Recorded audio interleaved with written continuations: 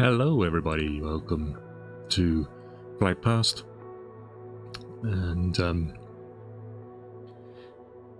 today we are in the Huey and we are flying over France, Normandy to be precise. Over to the left there you can see the crescent-shaped bay of Omaha Beach. And in this stream today, we will be looking at the timeline of Omaha Beach. In previous episodes, we did a quick flyover just to see the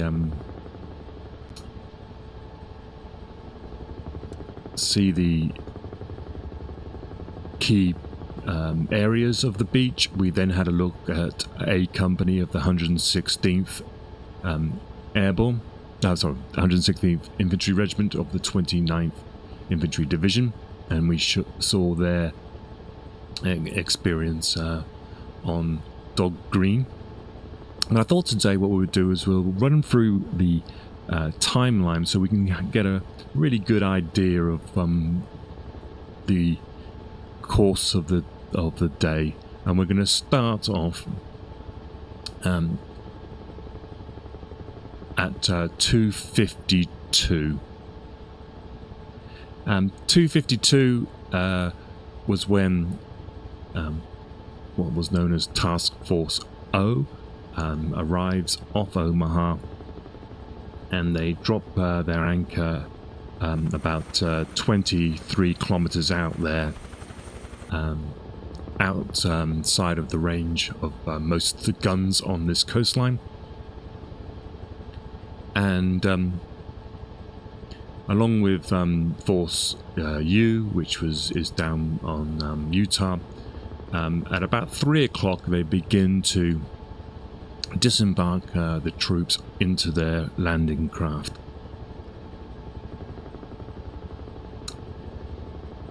If you want to join me, by the way, you can. I'm live on Microsoft Flight Simulator 2024. I'm on the West European server, and you can come and join me, and we'll have a flight around. And where I am at the moment, let me get the flight map up. So this here is Omaha, and we're just to the east. And we're here because we are trying to locate the Longues-sur-Mer battery. And actually you can see it. It's where the white dot is right now. This is the Longues-sur-Mer battery. And at around about 3 o'clock in the morning, I believe, Pointe du Hoc, which is to our left, spots the naval observer spots the fleet, and this battery here begins to open fire, and it's targeting the USS Arkansas. So sunrise at this time of year, June 1944, it's around about I think it's 5:58, so the light is just coming up, and this battery opens fire.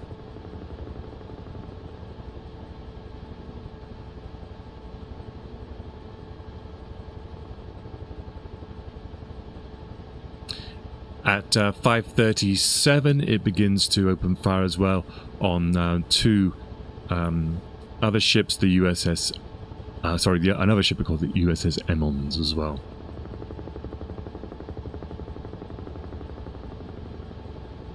At 5:35, we get the amphibious tanks launching from around about 6,000 yards out, maybe a little bit more. They're the DDay tanks, and they've got a canvas surround, and they start moving in towards the beaches, but the ones off on the western side, 29 of these tanks are launched, and 27 of them, I believe, are swamped, which means that the other tank battalion, the 743rd, makes the decision to move their men, the tanks, right up to the beach.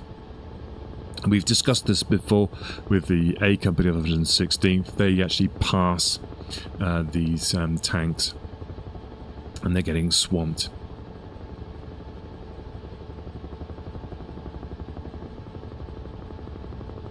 At around about 5:50 in the morning, the USS Texas begins to bombard the beach itself. And at 5:58, as I say, we get the sunrise. Weather is grey, overcast with a light rain, and the wind force is 3, 4, gusting 5. Sea is moderate, getting less as it comes in, but the tide is coming in at this time. The troops are planning on landing on a turning tide, and at 6:27 the naval bombardment of the beach ceases.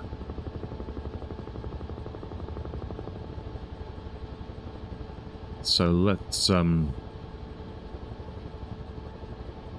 move on to the next scroll.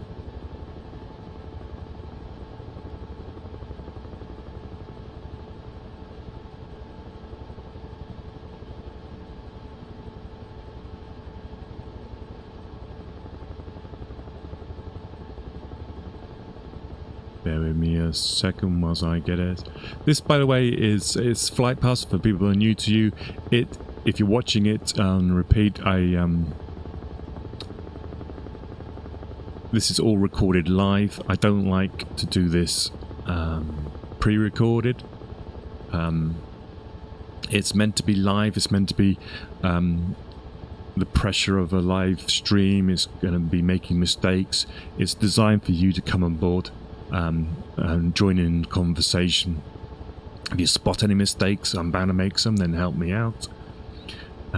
If you think I've missed something, then just tell me and we can go and have a look at it. And the whole idea of this channel is that we use this wonderful satellite imagery and photographic imagery that Microsoft Flight Simulator provides, and get a real good look at the terrain and how it affects the events of history.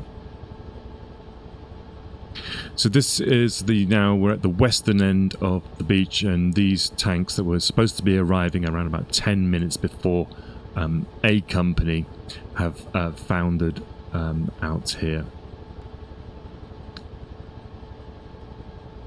At 6:29 we get the C and B Company of the 743rd. They've decided that because the sea conditions are so rough that they're going to drop these guys off actually on the beach, and so they start coming ashore to the east of Dog Green and land on the eastern side of Dog Green and Dog White. If you want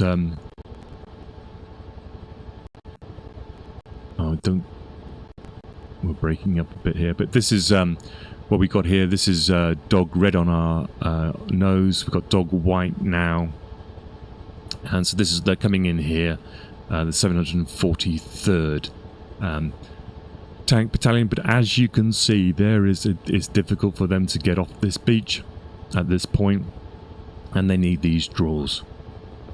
This is the Verville draw here.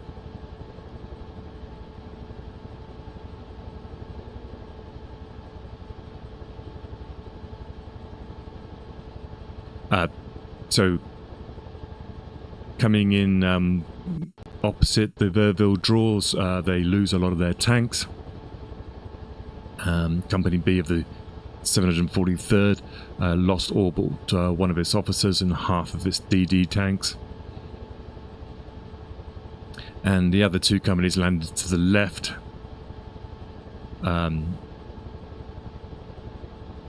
Which is more like Dog White sector.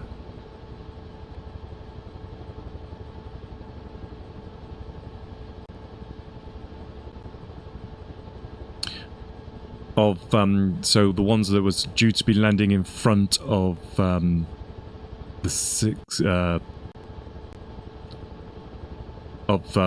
A company, only 2 DD tanks arrive.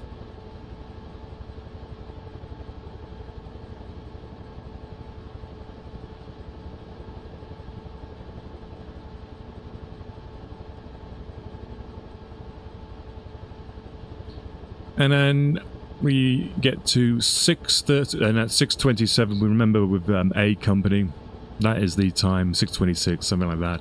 That's when A company's ramp goes down of the 116th Regiment, and they start to try to get to shore, and everything has gone wrong. If you want a more detailed description of that, then check out the previous episode. Down to our left here, this is the Pointe Ras de la Percée. This has a radar station on it. And at 6:30, the Pointe du Hoc, which is this promontory sticking out where the white dot is here, this is bombed by 18 Marauders, and the USS Texas moves down here once it's ceased its bombardment of Omaha Beach and starts to bombard the Pointe du Hoc.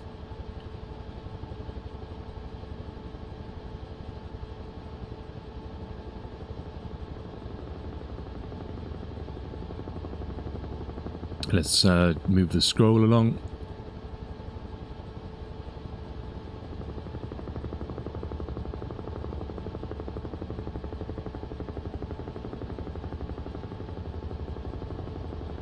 So as I say, the so 636, the 116th Infantry Regiment of the US 29th Division begins landing, and it's only A company and the Rangers that actually land at their designated point, and this causes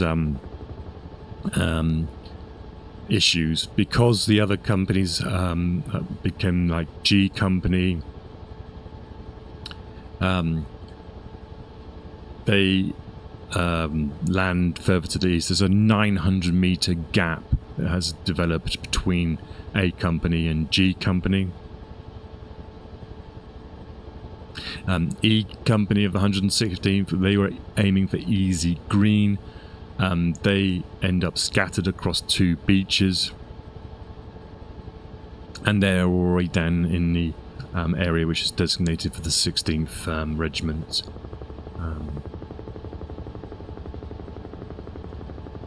And G company, which was supposed to be to A company's left, they are arriving in Dog White, and there's a 900-meter gap between the two. So what this means is, like we discussed with in the previous episode, the 6 LCAs of A company,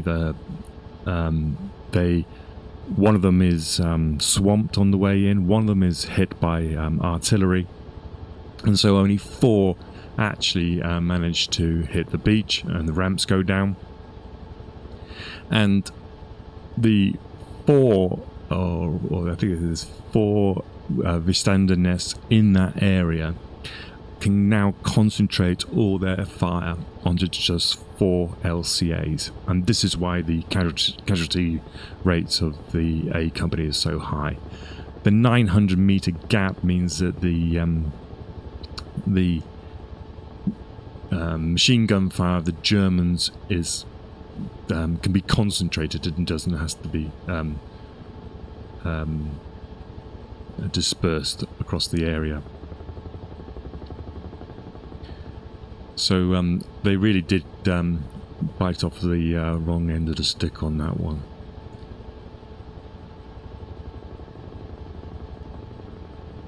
I Company, they actually drifted so far east that they didn't land for about 1.5 hours.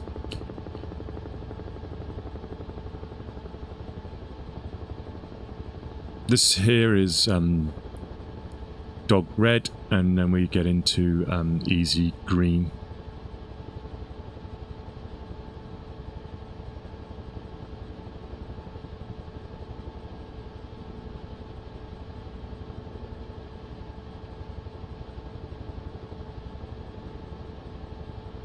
And this is easy green and into easy red. So the easy red is the biggest sector in the middle, and this is where the cemetery is. This is easy red here.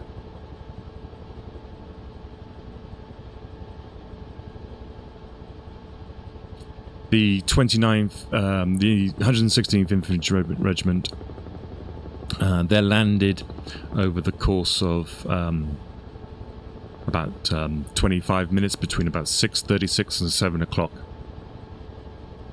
And because the first wave was so pinned down and took so many casualties, the second wave, when it came in, was initially getting the same amount of casualty rates as the first wave. But the second wave, the biggest difference was that it was bigger, larger. It was bringing in reinforcements and support weapons. It also had more headquarter elements, so more leadership elements were coming in. And so this allows, even though they were facing the same difficulties as the first wave, the defenders' fire is less concentrated and allows them to start to try to get a foothold.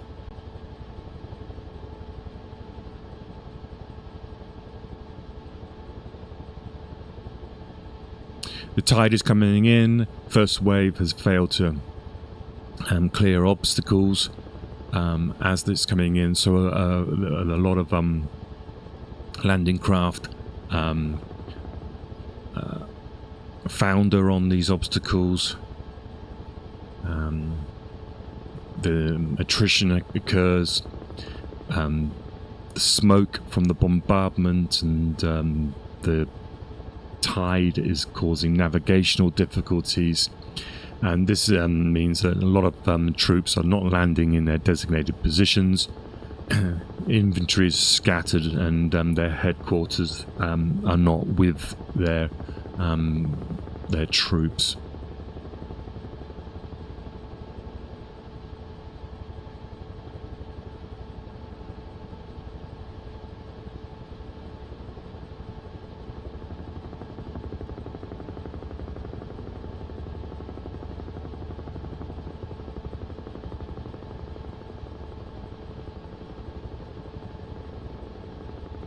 Okay, so down the other end of the beach, we get a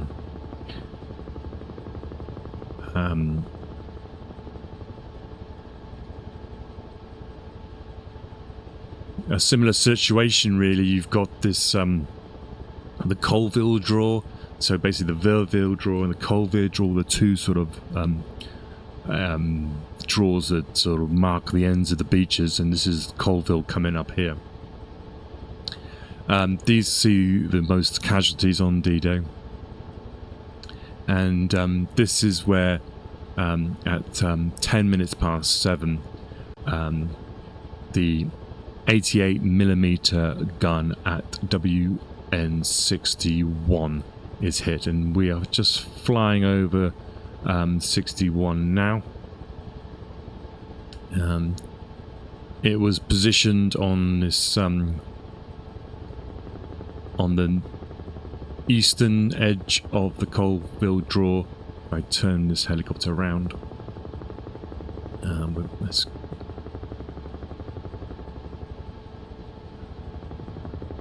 get some Huey thwop going. You can see that this we're just trying to slow here. This is the area where WN61 is, just below the nose right now, and so you can see it was basically firing down the crescent of Omaha Beach. So it was a very important gun to take out, and W61 is just to our left here.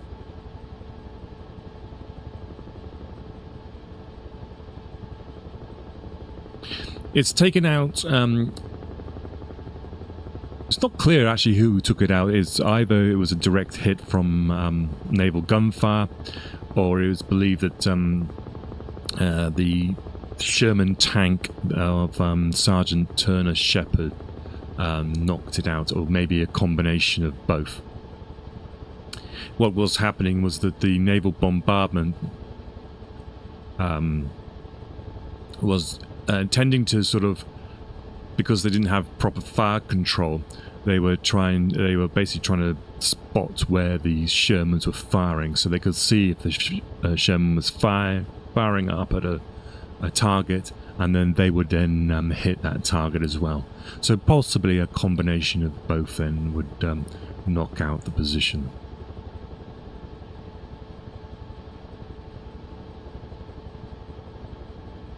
Okay, let's head now.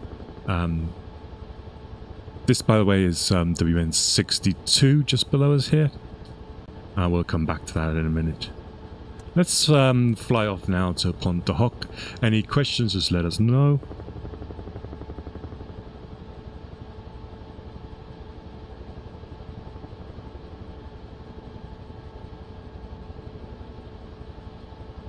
And this is probably a good time to just say, like, you know, if you do like the stream, then please give it a like and subscribe and help out a small channel. And we will continue our journey along the Normandy beaches. Next week we'll be looking at Gold, and then we'll look at Juno, and then we'll finish up back where we started at Sword.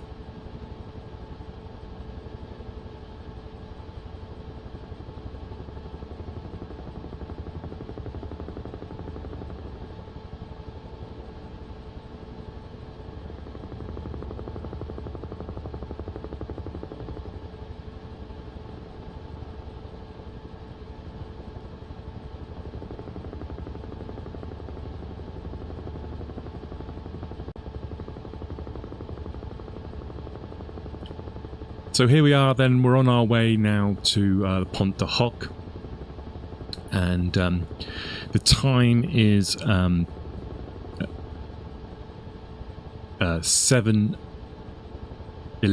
11 minutes past 7 in the morning on the 6th of June 1944, and at this time the Rangers, around about 225 Rangers, land at the Pointe du Hoc.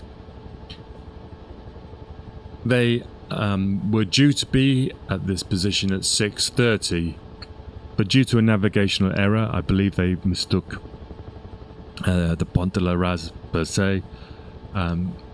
They were 40 minutes late getting to the Pointe du Hoc.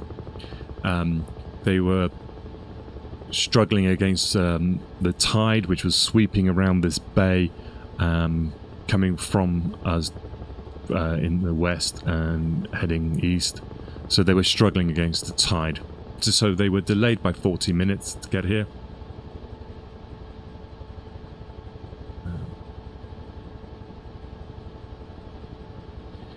and they would land at beneath this the cliffs here of the Pointe du Hoc, and we'll just have a quick flyover. Anyone who's not seen this is quite amazing. You can see on this satellite imagery that Microsoft Flight Simulator has, you can still see the bomb craters. This place was heavily bombarded. It was believed there was several large guns here. The Pointe du Hoc hit both Utah Beach and Omaha, and hit targets out to sea. So it was obviously important that it was knocked out, and so the Rangers had to land on this beach below us here on the left and climb up these cliffs up, and you can see the potted nature of the ground.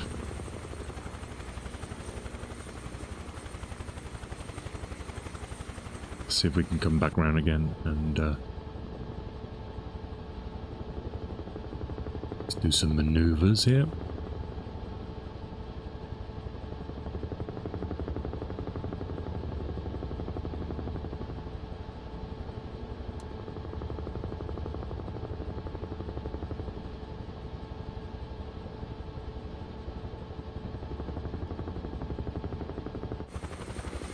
You can see the potted nature there of the scarred marks. And this beach here is where the Colonel Rudder's Rangers landed. Now, because they were late getting there, 40 minutes late, they had a Company C, I believe it was, were due to come ashore here to reinforce them. But they were to wait for a signal to come from this point. But because they were late, the Company C never got that signal. So they moved in to their secondary objective, and that was to take their landing craft and go to Omaha.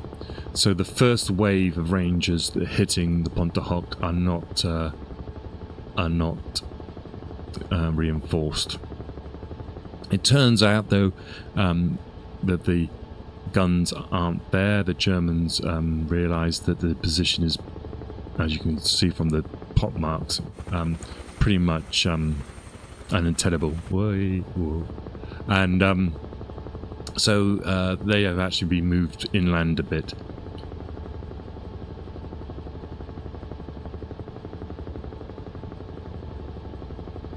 So Company C then move with their LCAs. They're going with the tide now. They move down. And their objective now is to join up with the Rangers that were going to be landing at Charlie sector, which is to the west of Dog Green, and help out those Rangers, get up onto these cliffs, which you can see below us, and then follow that road you can see there up back to Pointe du Hoc and support the Rangers there from the from inland.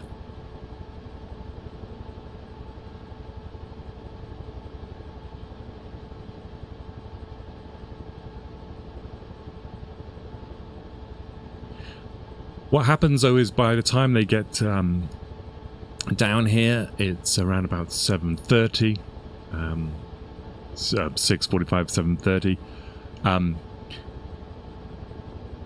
Out in the sea are some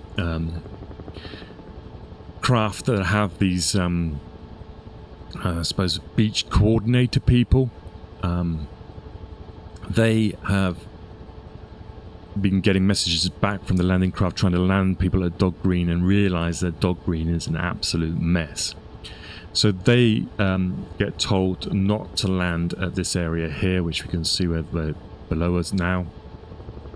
They were told to bypass Dog Green and come in in the middle of this, between the two draws here in sector, which is known as dog white.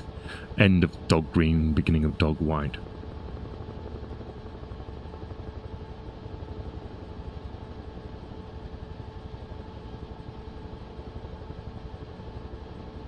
And this allows, if you remember, we did a talk about Lieutenant General Cota. He does his, he came ashore about this time, 7:30, in the dog white sector. And he says his now famous line, you know, there's only two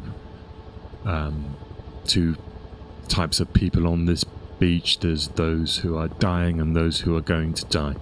And then he finishes it with the line, you know, let's go, Rangers lead the way.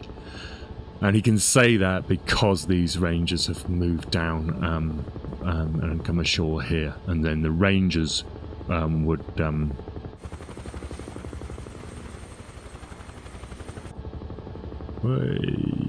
okay, I'm a bit disorientated here. There we go. The Rangers would then scale these bluffs at dog white, eastern end dog green. So we're talking in this sort of area where my white dot is looking now. We're talking in this area here. And this sort of line here is probably where they came up. Let's just pause here. Let's jump out, have a look.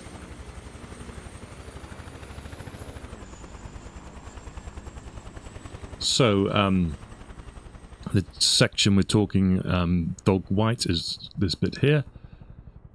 And this is where the Rangers would have come ashore.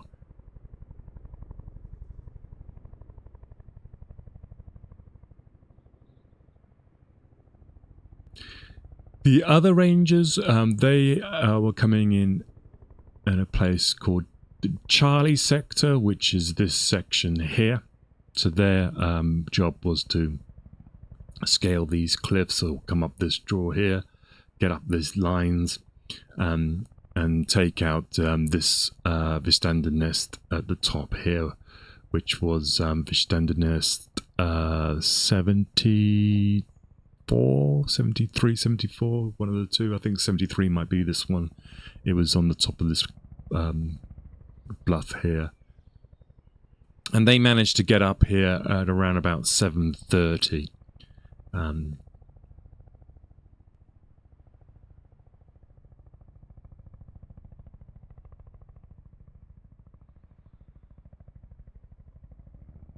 $7:40, we have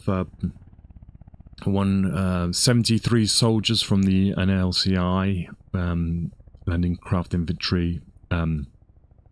They get killed when their craft is hit by a mine. It might also be that there's a combination of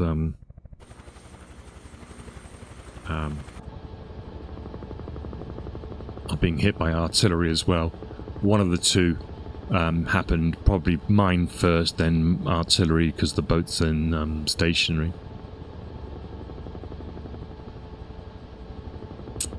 And 7:45, the Rangers got to the top of Pointe du Hoc cliffs, and they managed to establish a headquarters in a crater around an anti-aircraft battery on the sort of the western edge.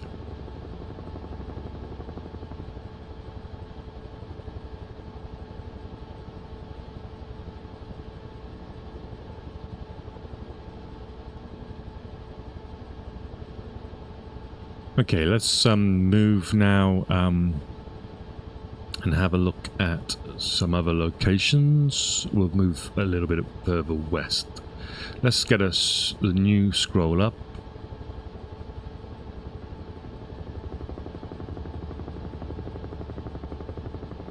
Okay, 7:45. Germans we have a sources, transcripts from the day, because the Germans had communication lines.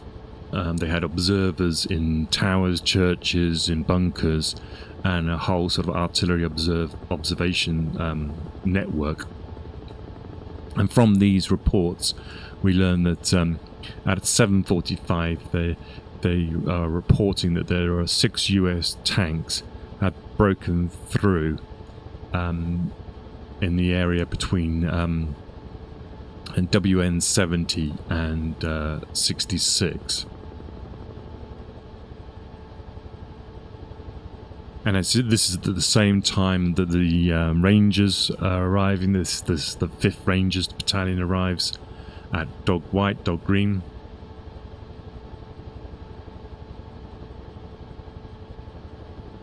So when we're talking about, let's just pause here, WN 70,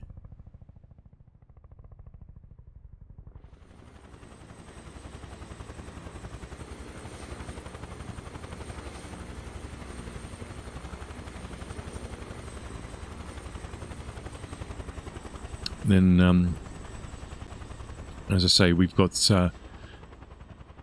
74 is where this camp is, or whatever that is. 73 is here. This here is 71, and 70 is in this area where these, I believe, where these trees are. They're kind of you can see traces of trenches, and it's in this kind of area here, I believe. You can see some Tobruks. It's probably something here. This looks like some remains of some sort of bunker. And 66 is it's this back here.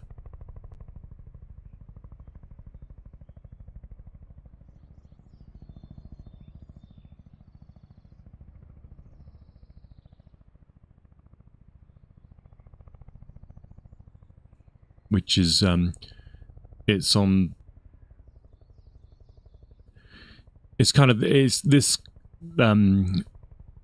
eastern entrance. This is the Les Moulins draw, and 66 is in this area here. So we're getting reports that tanks have landed in this area, and this is from the Germans themselves.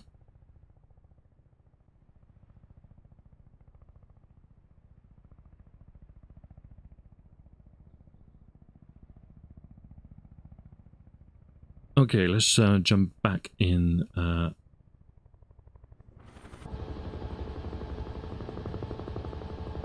the chopper. So the first reports, confirmed reports that we get, that the Americans have actually made it to the tops of these bluffs, comes at around 8 o'clock. It might have happened sooner in some other places, but this is the first time the Germans have actually reported it.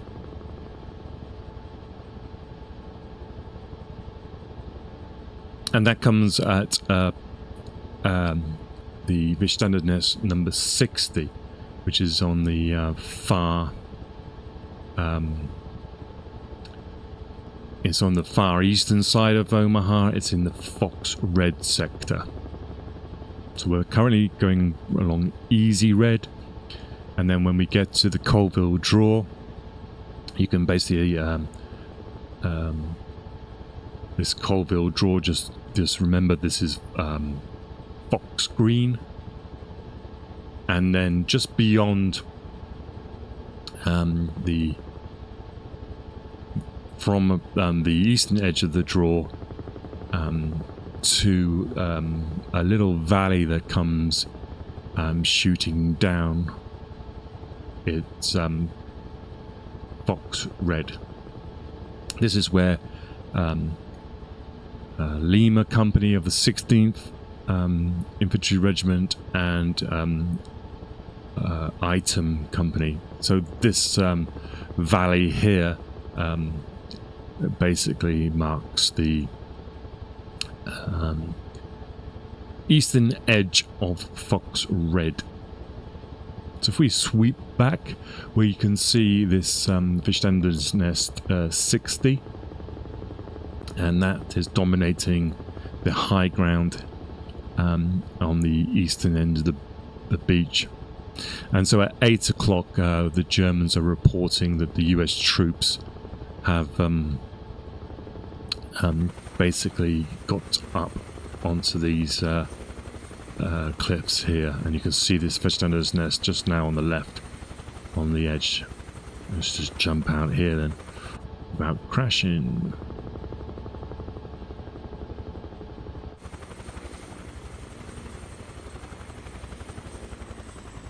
So this here is Fichtender's Nest 60.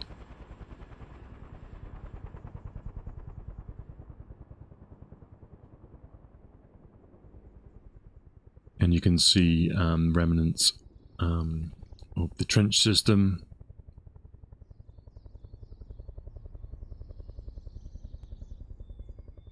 Gun emplacements, machine gun to Brooks.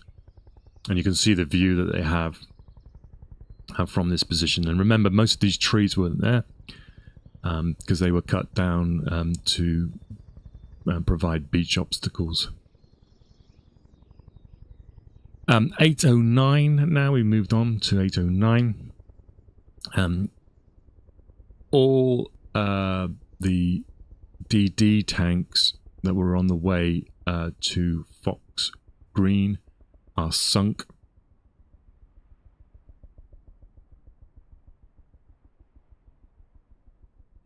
And this is when we get reports 820.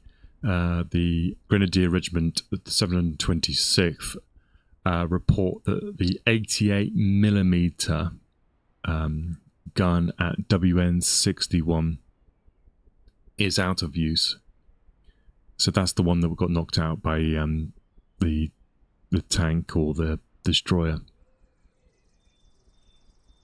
And they're also reporting landing craft are now in front of WN 37 and 37A. Now, I'm not... I could look it up, but it's in this area here. They're probably smaller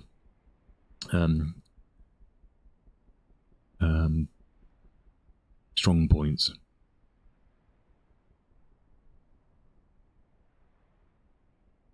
Okay, let's head back.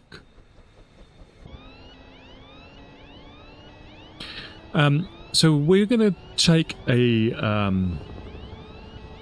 little break here right now, and what I'm going, because what I want to do is I want to fly over and try and find a battery which was called the Macy battery, and this is because at 8:24 the US troops are reporting that they're being targeted from the Macy battery. And so I'm going to end this episode here. I'll see you in the next one, and we're going to try and find this Macy battery.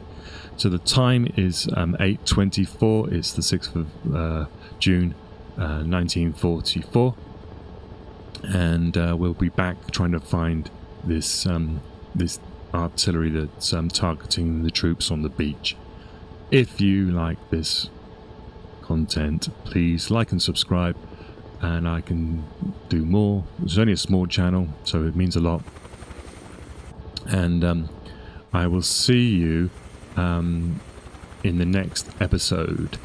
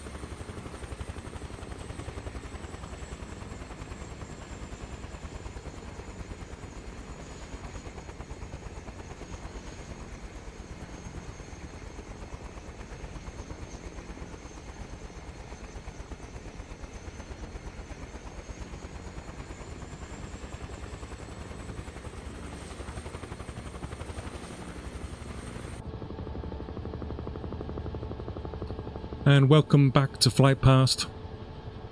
Welcome to this episode on Omaha Beach.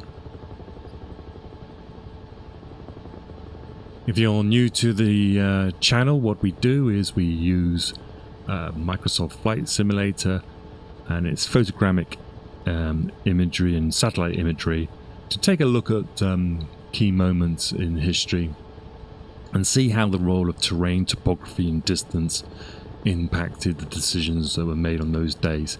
And so today we are at Omaha Beach and it's D-Day, 6th of June 1944. And if you've been watching the previous episodes, what you do is you find us on our way to try to locate a battery called the Massey Battery. The time is 8:24 and reports have come in from US troops on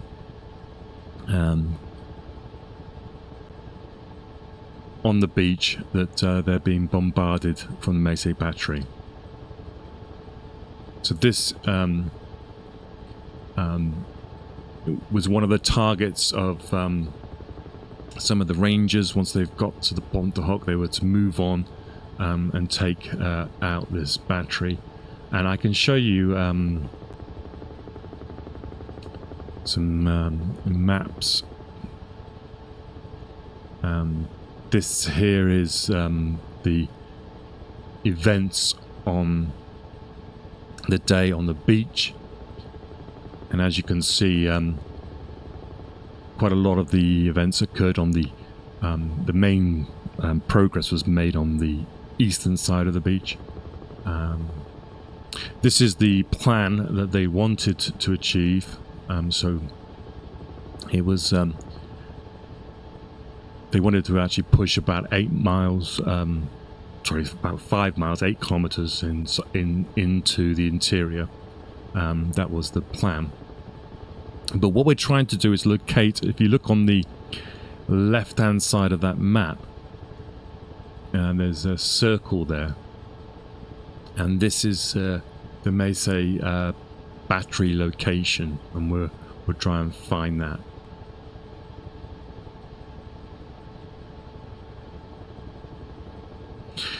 So we're flying now over Pointe du Hoc.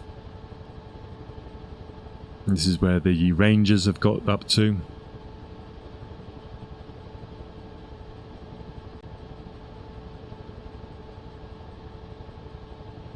And we're heading now, this town up here is called Grandchamp-Massey. So that seems like a...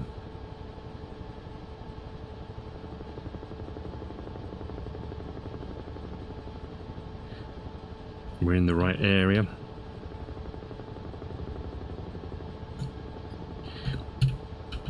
By the way, if you notice my erratic flying, it's because I'm trying to do everything.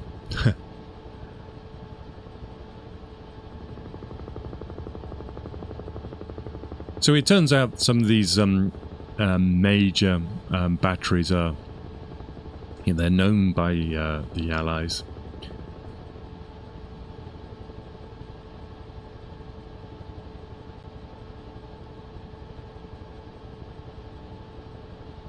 And especially Pointe du Hoc, that was an obvious one. But on the day, there was token troops assigned there. And the Massey Battery actually consisted of 3 batteries. One was called Les Perruques, another one was La Martinière, and the other one was the Foucher Farm. And the Perruque battery was designated WN83. So remember, back at Omaha we were talking about WN74. Well, this is 83. Now what we can do is try and find it, and I believe It's this cluster of buildings just here where the white dot is now. And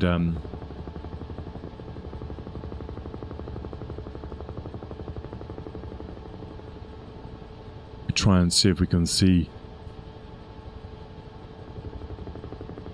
the other two. Let's just pause here whilst we can.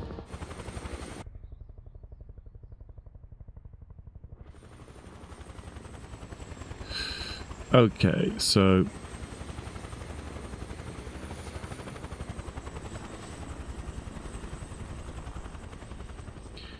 we know from our talk which we did at the Coastline Peninsula that the Germans like to have batteries reasonably close to each other because they could provide like an armored communication network, which meant that one battery could do the fire control for other batteries. And that was what we saw at Azeville and the Crispec battery. This is looks like this is the battery here. You can see the trench systems in this area here. And so this would have been probably radio signals from Omaha.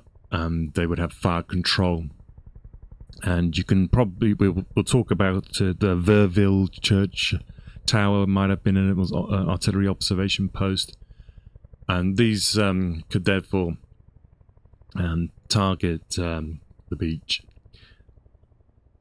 Probably that's about 8 miles away, maybe a bit more, but it had the ability probably to hit Utah Beach, which you can see over there on the coast there. Turns out that this WN-83 had 655mm First World War French field howitzers.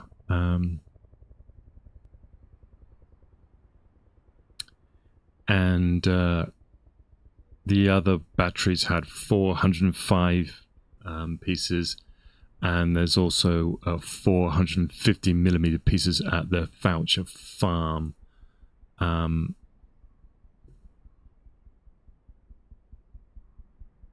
So we try to do a recce. By the way, we do a reconnaissance mission on Twitch, and we did one yesterday.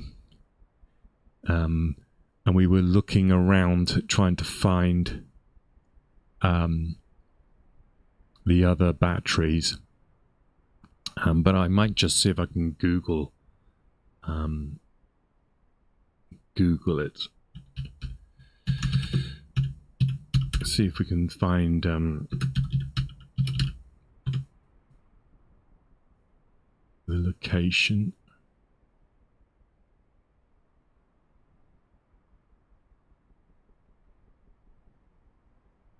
I think it all comes under the same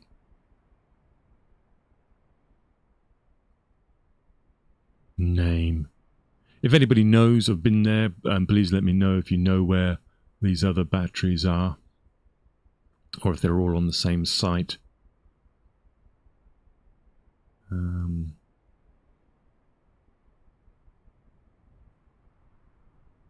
Just see if I can quickly. I'll just quickly see if I can find.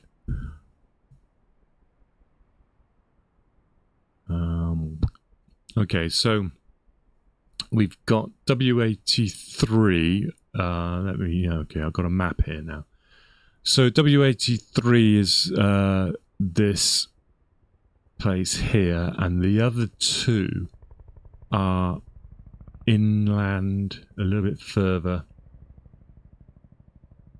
and they were designated 84 and 85. Now, of course, there might not be any evidence. This could be it here.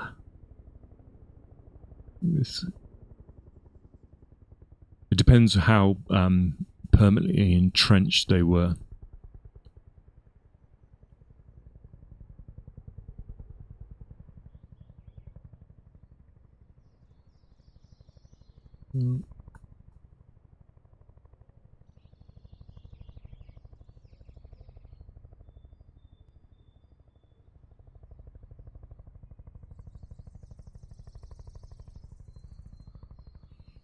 84 was focused on the Via estuary.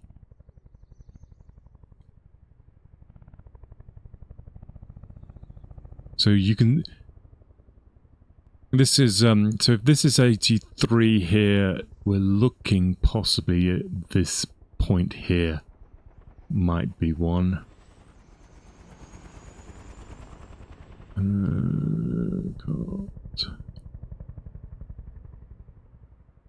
Can't see, some of these circles look like cow pens rather than...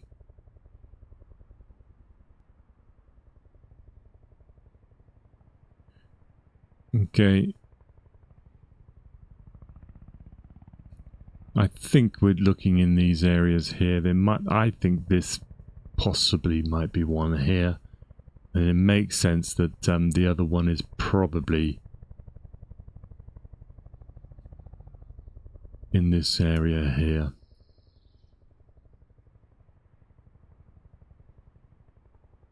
But you can see how the Germans have grouped them together. This allows combined fire control to occur.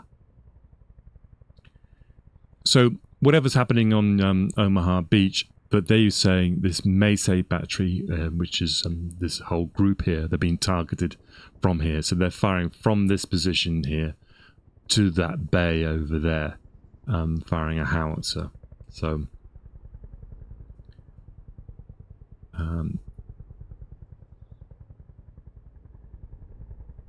cool. Right, let's jump back in.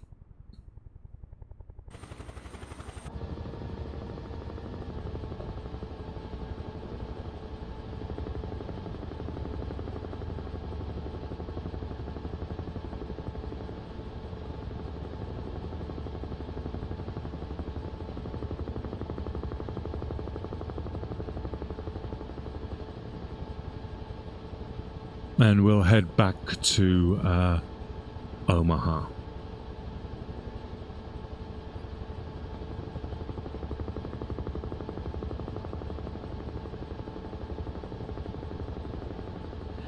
So the time is 8:24 when that was happening. 8:25, the Germans are reporting that WN62 and WN61 are being attacked from both the rear and the front. So if you remember, they're the Vistander's nests that are on the Fox Green, Fox Red sectors.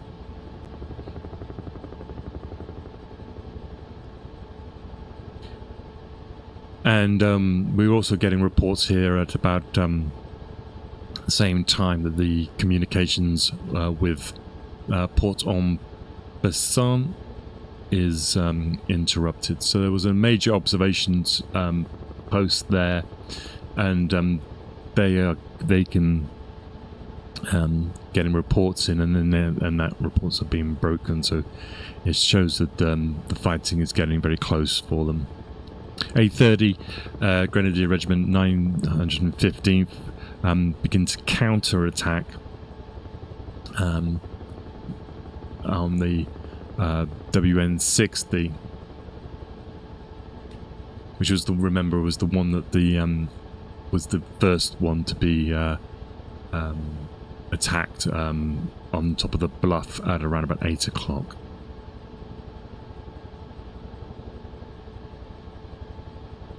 Any questions? Just fire them at me.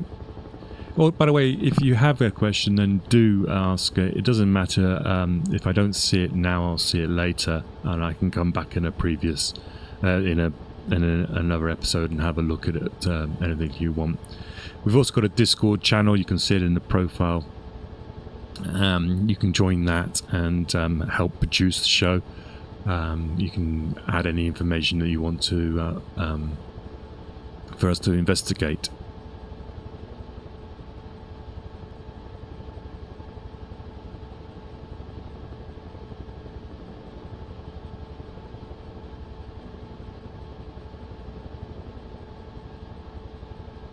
Let's change the scroll.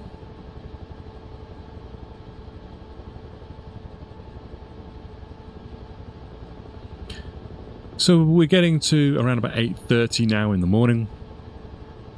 8:57, the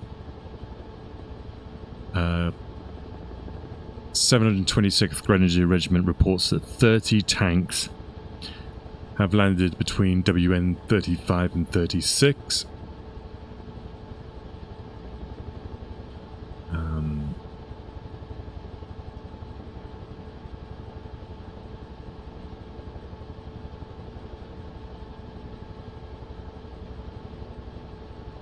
So we're talking down at the Fox Green sector.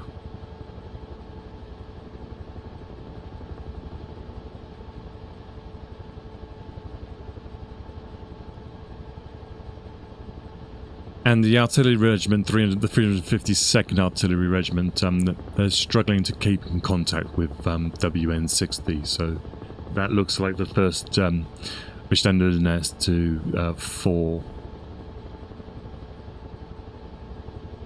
9 o'clock, there's a counter-attack back at the Pointe du Hoc. The 916th, the first company of the 916th Infantry, they counter-attack at Pointe du Hoc, but that attack is repelled.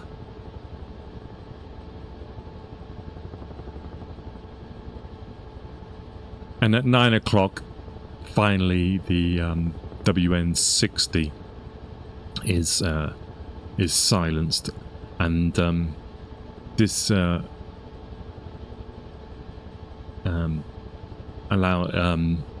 enables the F1 draw in Fox Red to be opened. So we'll fly down there and have a look.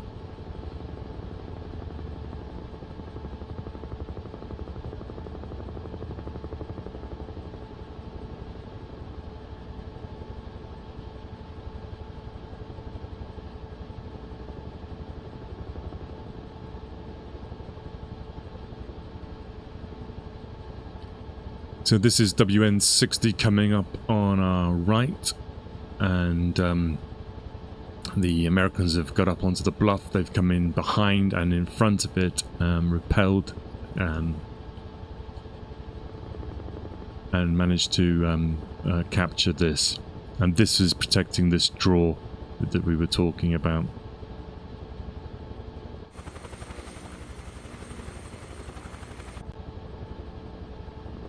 Okay.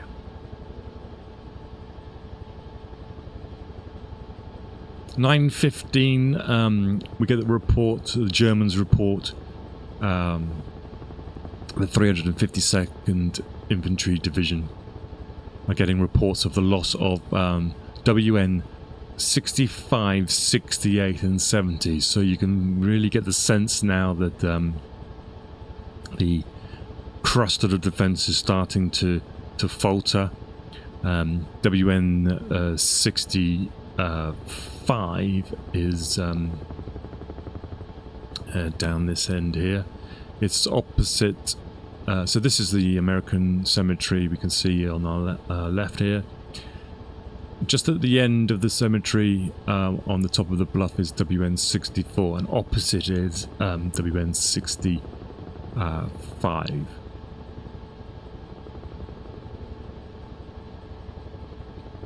So they're reporting that these 65 has been lost.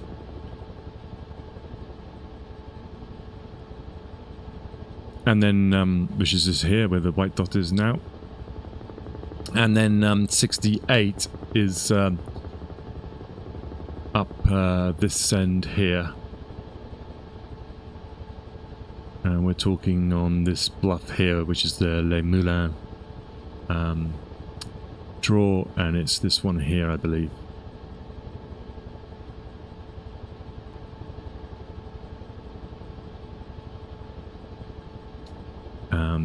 So let's just remind you with the notes.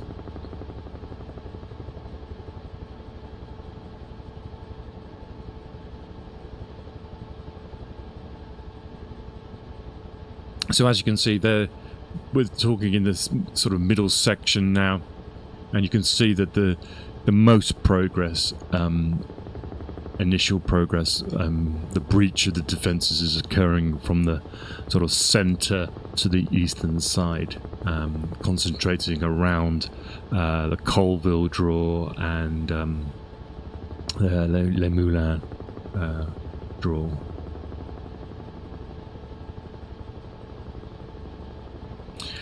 So time is now 9:17, and this is when the BBC announce the landings.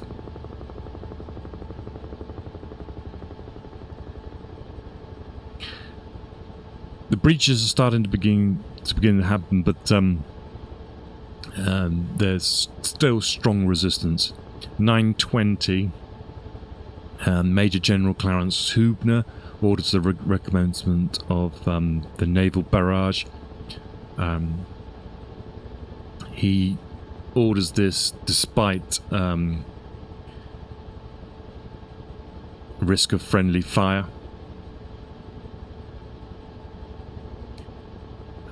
But he feels it's necessary, and the barrage occurs for another 28 minutes.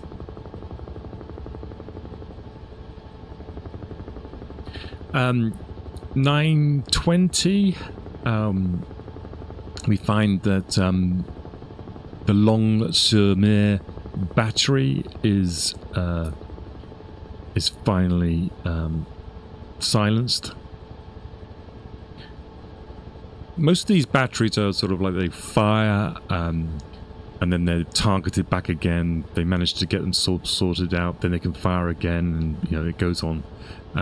It happens a lot. We discussed this when we were talking about the Azaville battery or the Crispec battery, similar thing. If you weren't at the beginning of the stream, we can just show you where this Longues-sur-Mer battery is.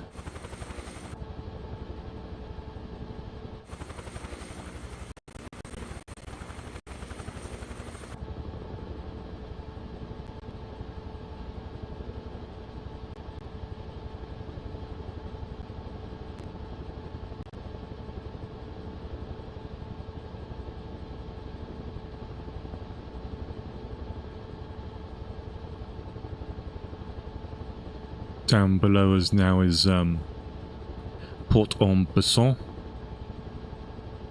And by the way, I'm probably killing these French pronunciations.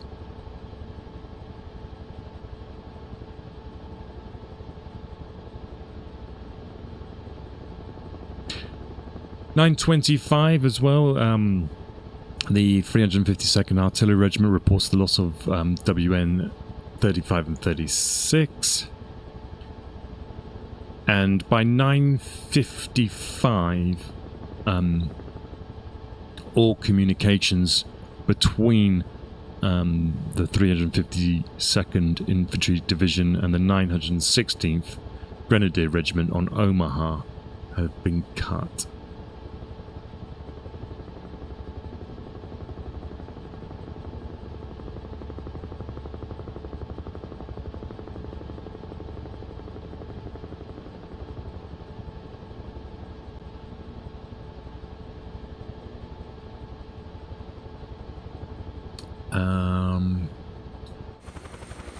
Has anyone seen a gun battery?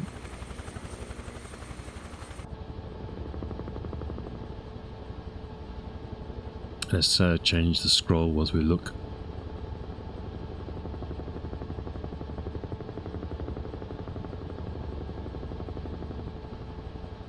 Okay, here it is. You can see it now.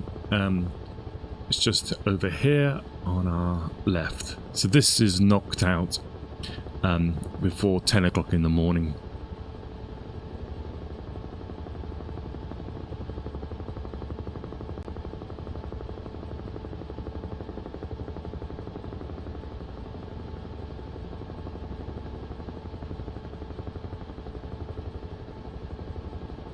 We can see it just here, look. this clump of buildings here.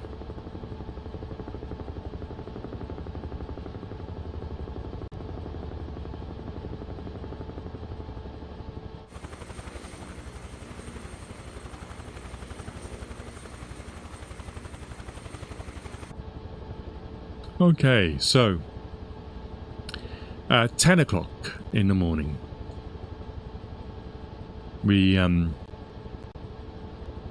Resistance is still heavy. US destroyers are moving in to within half a mile of the beach, risking of grounding. They're trying to give isolated pockets of troops fire support.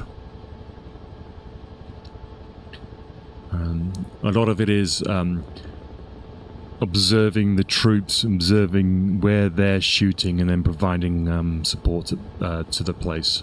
So the troops will be almost indicating where they want the fire to be directed to. The 1st Battalion of the 116th Regiment, at around about this time, they get to the top of the bluff at Dog White, and rather than going along the trench line, they move inland and head towards Verville. And at the same time, WN-64 is silenced.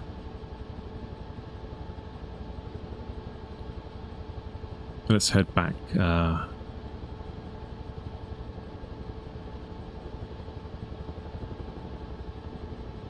On the way, 10:15, by the way,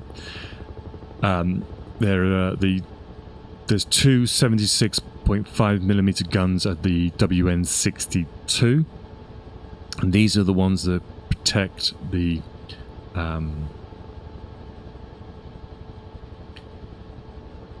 western side of the Colville Draw, and they're taken out. They're taken out by naval gunfire.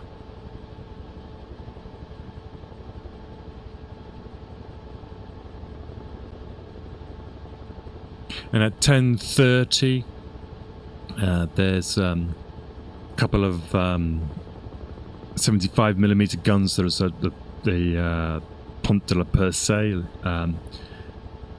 They're taken out by USS McCrook. So we can see here, again, on the nose is the Colville Draw. And right on this edge here is the WN-62. So these are where the two 76.5mm guns are taken out by naval gunfire.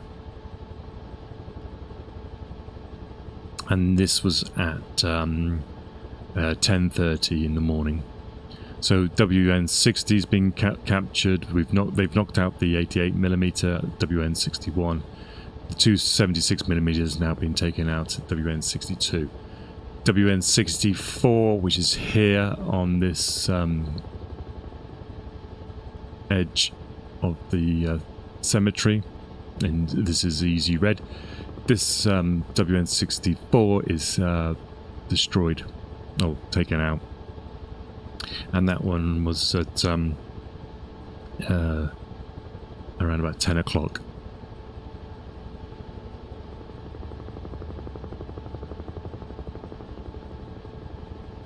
So 10 o'clock, as I say, up ahead is where the dot is now. This is dog red, and then you have dog white and dog green, and so the 116th, the 1st Battalion of the 116th managed to get up this semi-draw, I suppose it's called. I don't know really what you call it. It's a thick pathway, and managed to get on top of the bluff here and push on to the village of Verville, which we can see here.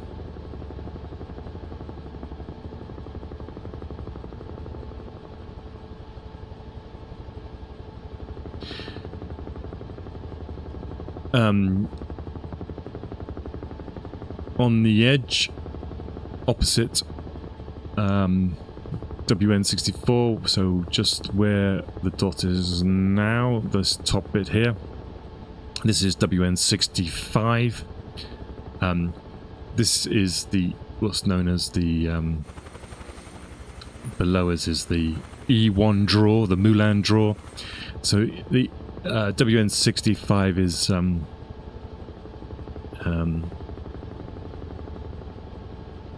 stormed by US troops at 10:30.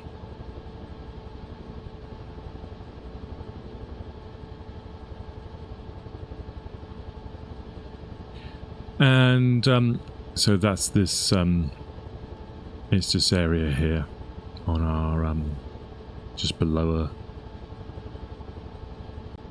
this area here. And then at 11 o'clock, USS Thompson attacks the radar station at Pointe de la Percée, which I believe is this promontory here. And we're going to have a look at that.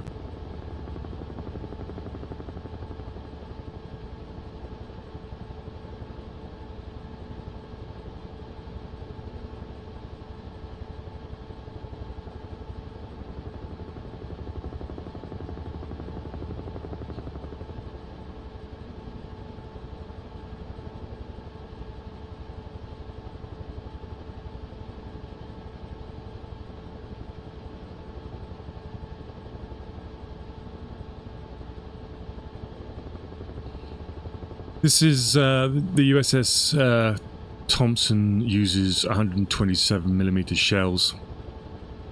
I'm not sure there's much to see on this promontory, but we'll and I do believe it is this point here.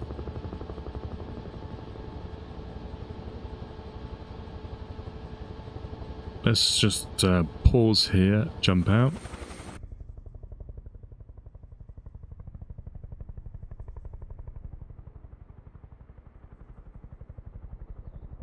It's one of these areas here.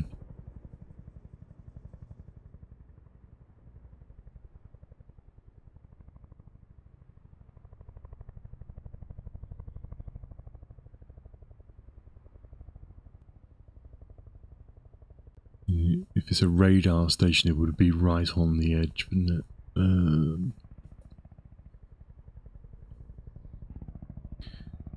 There's some sort of markings here. Looks like some remnants.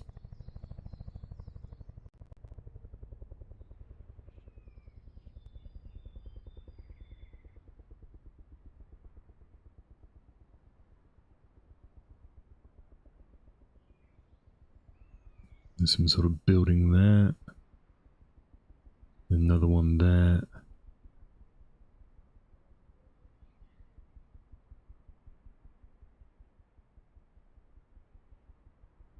Okay, I knew there wasn't going to be much probably on that. Okay, so let's head back. 11:27 now in the morning, and then 916th Grenadier Regiment are reporting that the US attackers are now in control of the heights above the beach, and this is when the commander of the 352nd Infantry Division, Lieutenant General Dietrich Kreis, he orders a counterattack.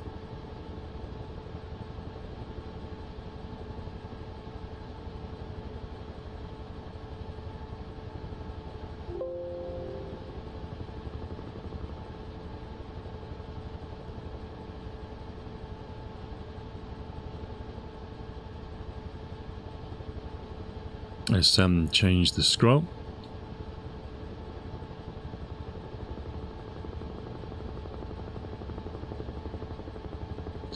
So we're getting to 11:45.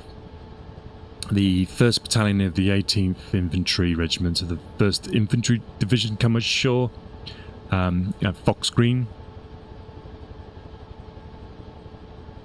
Back at Pointe du Hoc at 12 o'clock, the last Germans in their observation post surrendered to the Rangers, and Colonel Rudder sends his message back to the fleet, which says, arrived at Pointe du Hoc, mission complete, urgent need of ammunition and reinforcements, many losses. The Germans at this point as well are running short of ammunition. There is a battery called the Huteville battery, which is located to the southeast of Colville. We could try and see if we can see that. I won't look it up, we'll just see if we can spot it from the air. And they start refusing orders to fire because they're running out of ammunition. They can only fire one 105mm gun at a time.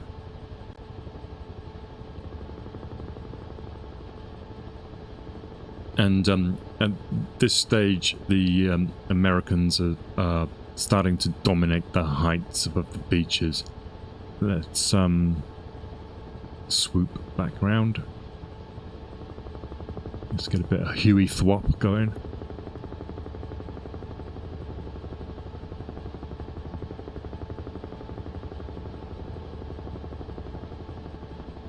So below us is Colville. And so these heights that you can see, the Germans are talking about are below us now. And with the 18th Infantry Regiment, the 1st Infantry Division arriving, they're pushing straight up and in onto the heights and then on towards Colville. And we get reports about 12:15.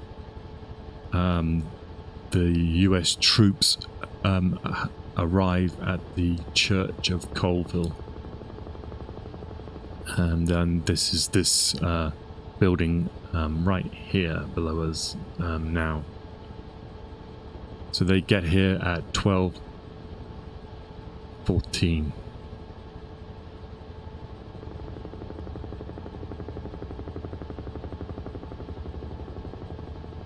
.23 was when the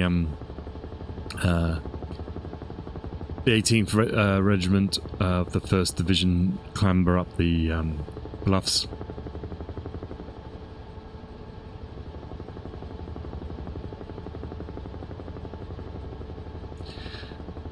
One o'clock now, so things are moving on quickly. 1 o'clock, the WN 72 is becomes under US control. This is one that is attacked from the rear. It's one that was causing 116th Dog Greens a lot of issues. It was on the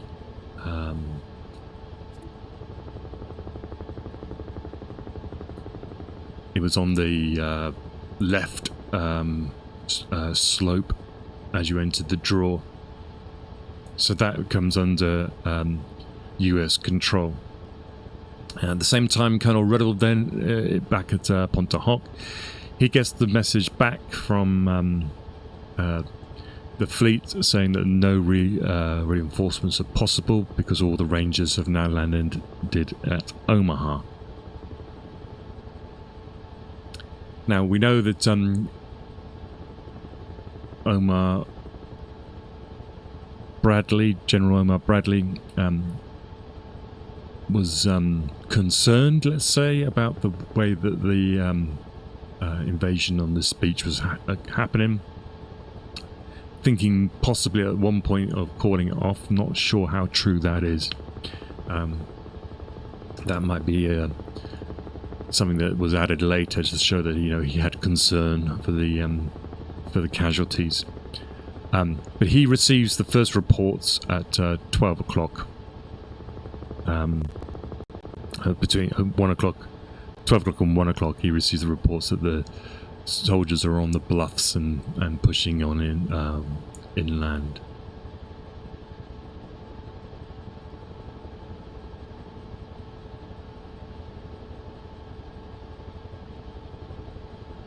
And let's move on now to the last scroll.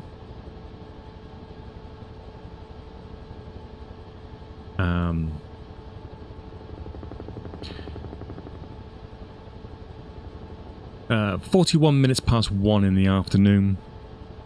The resistance at Dog Green, which was below us, Easy Green, Easy Red, and Dog White has finished. There's no more. Omar Bradley receives a message on his flagship, the USS Augusta, which says that troops previously stopped on beaches Easy Red, Easy Green, Fox Red. Progress on heights behind beaches.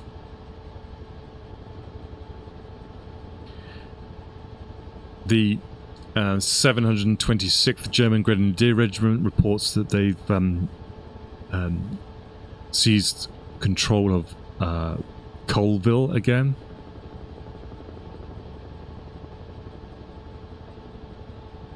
So there's a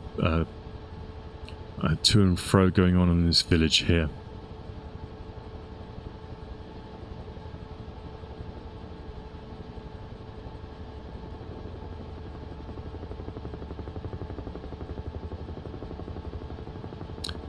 And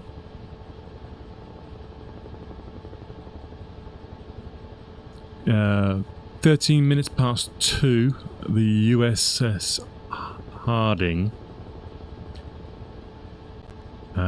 takes out the church tower at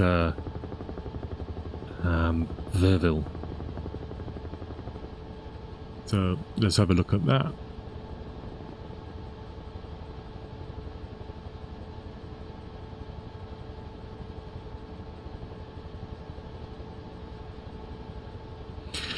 The church tower was believed to be holding artillery observation units. So the Mesa battery might be using their reports to zero in on landing craft and things like that. I think we had a look at the this church in the recon yesterday, and from the height it looks like they wouldn't be able to see the beach itself, so any observation that was going on from this church would likely be guiding artillery onto ships, landing craft approaching the beach. If I can remember where it is.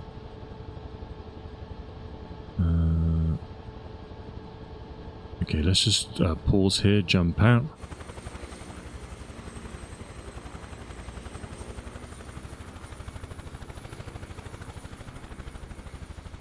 Yeah, so this is the church tower here. Now, I think the heights of these buildings are pretty accurate. So you wouldn't be able to see the beach itself. So if you were doing observation, then you would likely be trying to put artillery onto approaching landing craft and ships, and a radio signal from here back to Mesa, or if there was any batteries behind, you could guide them from here. So you can see how USS Harding says, yep, this place has to be taken out.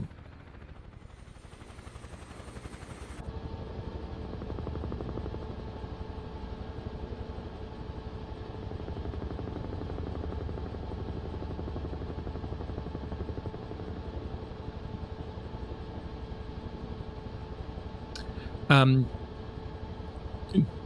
this point, the Germans are...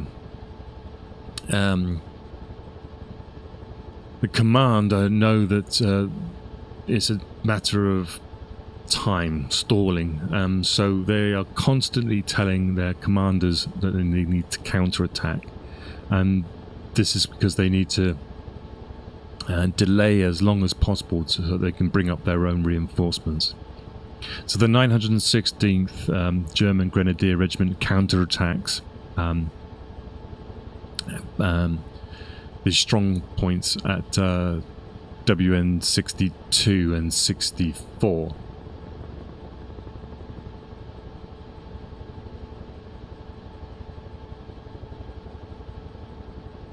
And also at this time, about 3 o'clock in the afternoon, we get more reports of American destroyers approaching the shore.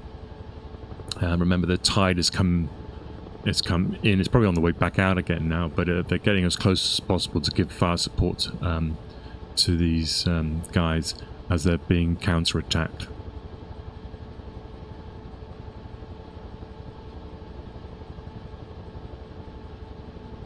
The 960, this is WN 64 by the way, so that was counterattacked at around about 3 o'clock.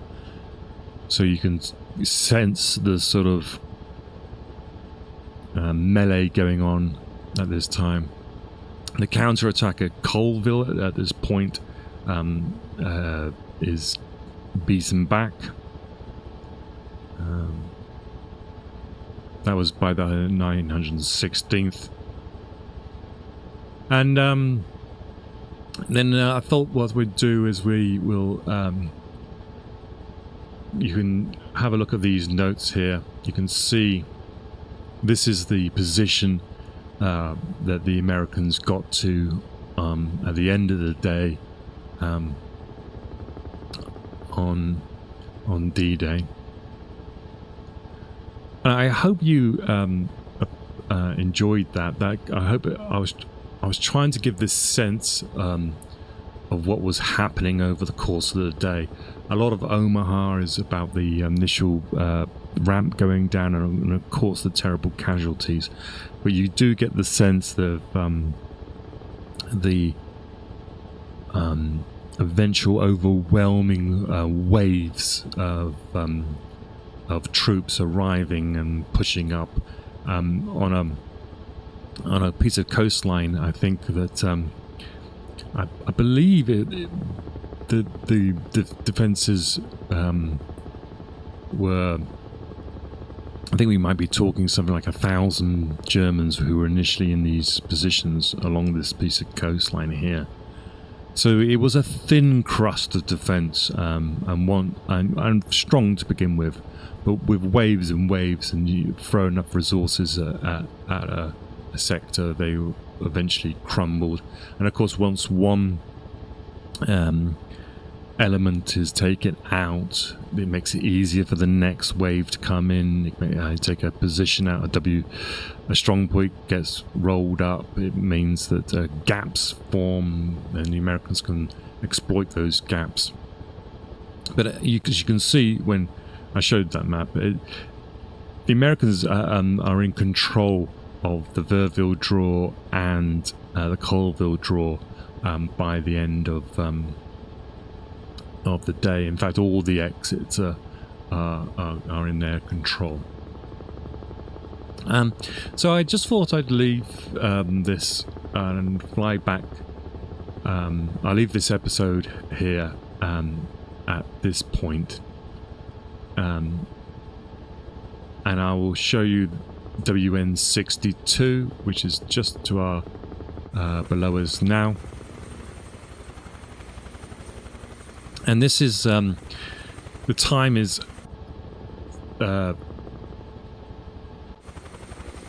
26 minutes past 3 on the June the 6th, 1944. Let me just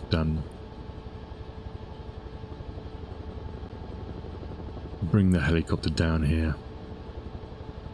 And this WN 62, there is a German soldier called Heinz Spelek, and he is the last defender of this position here,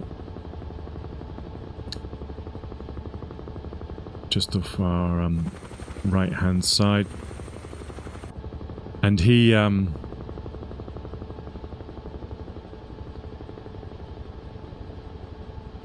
abandons his post at 26 minutes past 3. And he has fired, according to him, 12,500 rounds of his ammunition for his K98 rifle and his MG42 machine gun.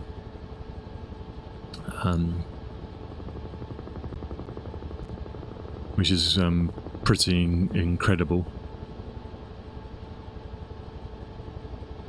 So this is take an estimate of where his position might have been. So it's somewhere here. He's looking down on the approaches here, and 12,500 rounds is fired down on this section of beach, which is quite incredible. But at initial wave starts, 6:30, 6:45, something like that, and then 8 hours later, this position finally falls. Okay, well, I hope you enjoyed that. That was the end of this live stream on the timeline of Omaha Beach. This will be split up into little digestible amounts and put out on the channel. If you like this, please give me a like and subscribe. I don't mind, if nobody watches. I don't really mind if nobody likes or subscribes, because I kind of enjoy talking to myself, and I enjoy doing these things. But if you did, then it's something I can justify to my partner that I can carry on doing it. This is I think we'll leave Omaha now. We've done quite a lot on Omaha. Hopefully I've done it justice. In the next live stream, which will be next week, probably on Tuesday, we'll be looking at Gold Beach, which is up the coast a bit. And after that, we'll then look at Juneau, and we'll end up at Sword. And then we'll do a different subject after that. I think one of my passions is Waterloo, so I think we'll look at Waterloo.